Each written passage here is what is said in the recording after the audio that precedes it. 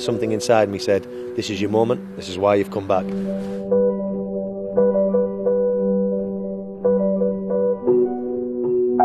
And on the 80th minute, a cross came in. I got headed, poor clearance. I chested it down round about the penalty spot. I just thought, hit the target, please hit the target, this is it.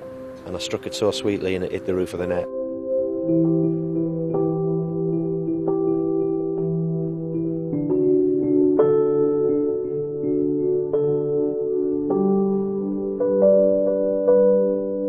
When I first arrived at the club, there were no financial resources, and 100% of your effort was trying to find investors.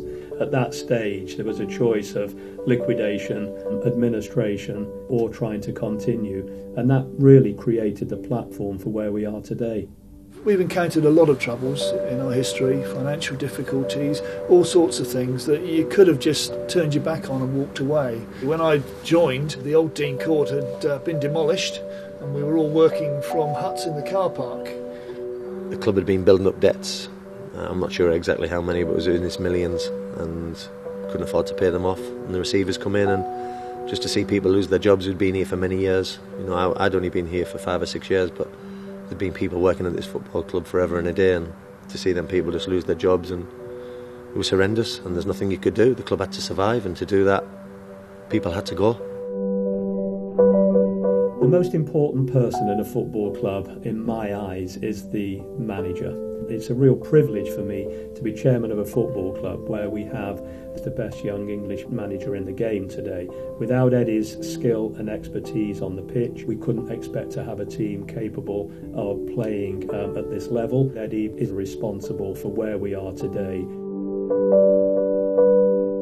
Listen, I played with Eddie for 9 years here at Dean Court, and you can never foresee anyone achieving what he's achieved, but the more I worked with him, the more I played under him, and he's so meticulous and committed, and the work he puts into every little thing that most people will probably say, well, that doesn't really mean that much. To the manager it does. He sticks with his beliefs, his philosophy, and he has a vision for the club. A lot's made of Bournemouth's team spirit. Even when I was a player to now managing the sides, I think Bournemouth's always had a unique feeling within its changing room. I think that comes from the fact that it's quite a small town and everyone lives very close together, and you're quite isolated here. So, you know, the team's around each other a lot. It fosters good team spirit, and the lads are willing to fight for each other for everything. And this team is unique. You know, the team spirit's as good as I've ever known it, and it's served us very well to get to this position.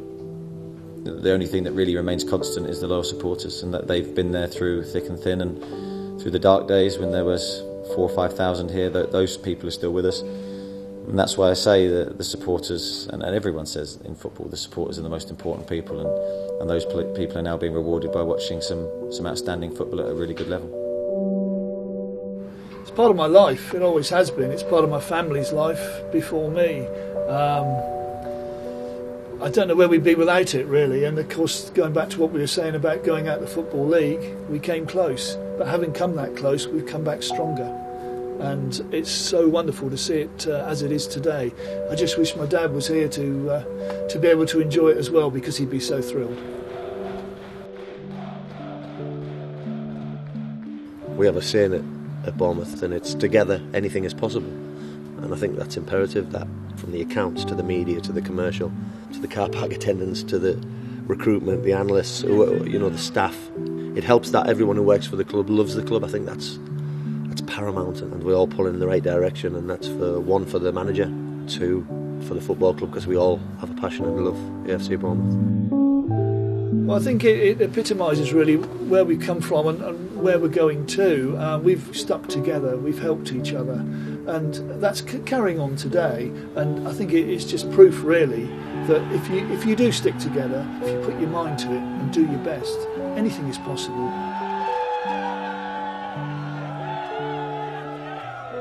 I don't think anything epitomises everything that we do at the football club more than together anything is possible.